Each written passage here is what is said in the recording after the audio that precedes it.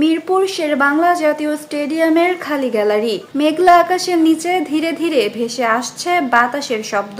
Camera zoom করছে উইকেটের দিকে, যেখানে পড়ে আছে নতুন কাটা ঘাসের গন্ধ।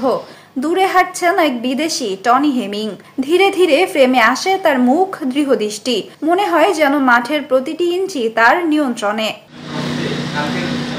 প্রায় 1 বছর আগে বিদায় নিয়েছিলেন অভিমান ভরা হৃদয়ে। বিদায়ের আগে ছুড়ে গিয়েছিলেন তীর্যক সমালোচনার বাণ। বিসিবির ভেতরের শ্রীলঙ্কান সিন্ডিকেটকে সরাসরি আঙুল তুলে বলেছিলেন দায়ী।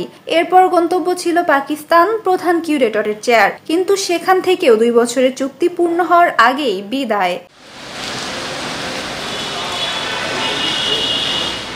আর আজ আবারও মিরপুরে টনি হেমিং। তবে এবার কেবল কিউরেটর নন, বাংলাদেশ ক্রিকেট বোর্ডের নতুন টার্ফ ম্যানেজমেন্ট উইংয়ের প্রধান। 2 বছরের চুক্তি, দায়িত্ব শুধু মাঠে নয়, দেশের সব আন্তর্জাতিক ভেন্যুর কিউরেটরদের তত্ত্বাবধান, নিয়মিত রিপোর্ট নেওয়া, গুণগত মান উন্নয়ন এবং মাঠের প্রতিটি ঘাস, প্রতিটি ইঞ্চি মাটিকে নতুন রূপ দেওয়ার প্রতিশ্রুতি। এখন তিনি শুধু উইকেট বানাবেন না, তৈরি করবেন কিউরেটরদেরও। বিসিবির 4 জন মৃত্তিকা বিজ্ঞানী এবং অন্যান্য মাঠ কর্মীরা তার হাতে পাবেন নতুন প্রশিক্ষণ। কিন্তু এই প্রত্যাবর্তনের সাথে বেড়েছে চাপও। দীর্ঘদিন ধরে মিরপুরের প্রধান কিউরেটর গামিনী ডি সিলভা, যিনি ধীর গতির উইকেট এবং মন্থর আউটফিল্ডের জন্য বহু সমালোচিত, তার ওপর পড়বে এবার সরাসরি মূল্যায়নের নজর। বিসিবি যদিও সম্প্রতি তার চুক্তি নবায়ন করেছে, কিন্তু হেমিং ফেরায় তার কাজের মানদণ্ড এখন হবে আরও কঠিন।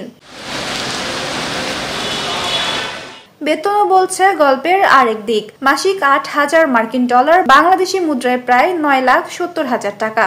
করের দায়ভার বহন করবে বিসিবি, তাই বেতনের ওপর কোনো কাটছাট নেই। সাথে গুলশান 2-এ সজ্জিত ফ্ল্যাট, 24 ঘন্টা গাড়ি, মাসে 3,000 টাকার মোবাইল বিল, বছরে $5,000 বিমান ভ্রমণের সুবিধা।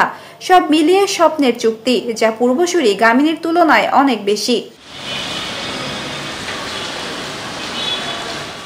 অতীতে তার হাতে গড়া উইকেটগুলো বাংলাদেশ ক্রিকেটে এনে দিয়েছিল নতুন মাত্রা। এবার নতুন পদে, নতুন দায়িত্বে টনি হেমিং কি পারবেন সেই পুরনো আস্থা ফিরিয়ে আনতে? প্রশ্নটা এখন ক্রিকেট প্রেমীদের মনে। উত্তর দেবে আগামীর মাঠ।